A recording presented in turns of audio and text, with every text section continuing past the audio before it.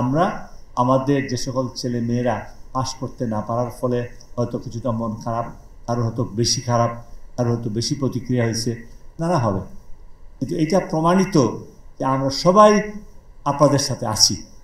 আপনারা একা ফেল করেন নাই, আপনাদের ফেলের সাথে আমরা আছি।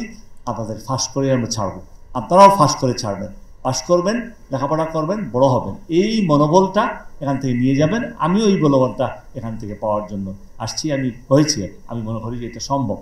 10 সালের 1 জানুয়ারি সকল স্কুলে, সকল মাদ্রাসায়, সকল টেকনিক্যালে 1 থেকে 10 পর্যন্ত সবাইকে বিনামূল্যে ফ্রি বই দিছি। প্রথমবার আমরা দিয়েছিলাম 19 কোটির বেশি বই, তখন ছাত্র কম ছিল, এবং প্রতি বছর বাড়তে থাকলো, বাড়তে বাড়তে একটা জায়গায় গেল। 3-4 বছর পরে আমরা বুঝতে পারলাম যে এটার সত্যিকার একটা নতুন কার্যকর অবস্থা হয়ে গেছে, সবার কাছে গ্রহণযোগ্য হয়ে গেছে, সবাই চেষ্টা করতেছে। এবং স্কুলে অন্যদিন না গেলেও সব শিশুরা ওই দিন যাবেই, আর গেলে তো বইটা পাচ্ছে, আর এই বইটাই তাকে প্রতিদিন স্মরণ করাইয়া দেয় যে সময় হয়ে গেছে, চলো আমরা স্কুলে যাই। মনে মনে একটা প্রভাব সৃষ্টি করে, বইটা সবসময় কাছে থাকে, এই একটা ম্যাটেরিয়াল সাপোর্ট। আর সুবিধাটা ছিল এই সময়ের মধ্যে দেশে অর্থনৈতিক অবস্থা, মানুষের খাওয়ার অবস্থাটা একটু উন্নতি হয়েছে, তাই নিজের বাচ্চাটাকে, মেয়েটাকে অন্যের বাড়ি কাজ করতে দিতে হয় না, হয়তো না দিলেও পারে, হয়তো এইরকম নানা কারণে আমরা একটা সুবিধা পাই, এবং এটা আমরা করতে পারি, এবং সব বাচ্চারা স্কুলে আসে। 3 বছর পরে দেখা গেল আমাদের ছেলেদের চেয়ে মেয়েরা বেশি হয়ে গেছে। যারা আমি ছোটোবেলা ওয়াজ শুনছি মেয়েদের স্কুলে যাওয়া হারাম, আমি ছোটোবেলা ওয়াজ শুনছি যে ফটো তোলা হারাম, এখন মৌলানা সাহেব ওয়াজই শুরু করে না ইয়ে না গেলে, ক্যামেরা না গেলে। আর মেয়েরা তো যাচ্ছেই, সকল মেয়েরা, এসব মিথ্যা প্রমাণ হয়ে গেছে, এটাই সত্য প্রমাণ হয়েছে। এখন আমাদের মেয়েরা বেশি, 10 পর্যন্ত, SSC পর্যন্ত, মাধ্যমিক পর্যন্ত আমাদের দেশে এখন ছেলেদের চেয়ে মেয়েরা বেশি লেখাপড়া করে, বেশি ভালো পরীক্ষা দেয়, বেশি ভালো পাস করে। আমাদের মেয়েরা কোথায় ছিল আর আজকে কোথায় আসছে, এটা বিরাট বিশাল পরিবর্তন হয়ে গেছে। সেই সময় আমাদের সব বোর্ডেই বেশ বড় সংখ্যক ছেলে মেয়ে ফেল করত। অনেক স্কুল ছিল প্রত্যেক বোর্ডের অধীনে, যেগুলা 20টা 30-40টা, তারা ফেল করতো, একজনও পাস করতো না।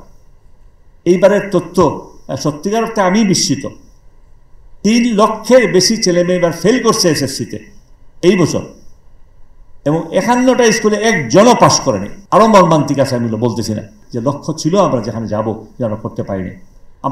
আমরা পড়ায় দেখলাম যে এটা পড়াইয়া সব BA MA পাস করে ভরে যাচ্ছে। একটা চাকরির জন্য দরখাস্ত চায়, লোক নিবে 35 জন, আবেদন করছে এখানে আপনার 7,000, কি বলবো, 7 লক্ষ MA BA পাস, তো পরীক্ষাই নিয়ে না ওরা। কার পরীক্ষা নিবে, কীভাবে পরীক্ষা নিবে, স্থগিত, তাই পদ শূন্য আছে, এখনও পদ শূন্য, আর কী করে নিবে। এই BA MA পাস করে বিদেশেও যায়, ইয়া বলে তুমি কী জানো, আমি MA পাস, জানো কি কাজ কি, আমি MA পাস। MA পাস তো কী হয়েছে, যাও কামলা কাজ করো। তাই আসলে কোনো না কোনো দক্ষতা থাকতে হবে, কোনো জ্ঞান থাকতে হবে, যে জ্ঞান কাজে লাগানো যায়, সেই শিক্ষা আমরা দিব। আমরা ঠিক করলাম যে সব জায়গায় আমরা আস্তে আস্তে টেকনিক্যাল এডুকেশন ঢুকাই দিব। মাদ্রাসাকে আমরা এই শর্তে বিভক্তির আওতায় নিয়ে আসলাম, সমান বেতনের আওতায় নিয়ে আসলাম, পেনশনের আওতায় নিয়ে আসলাম, বিল্ডিংও বাড়াই দিলাম সবাইকে, 4টা-5টা করে একটা মাদ্রাসায় বাড়াই দিচ্ছি ছাত্র অনুসারে সব জায়গাতে।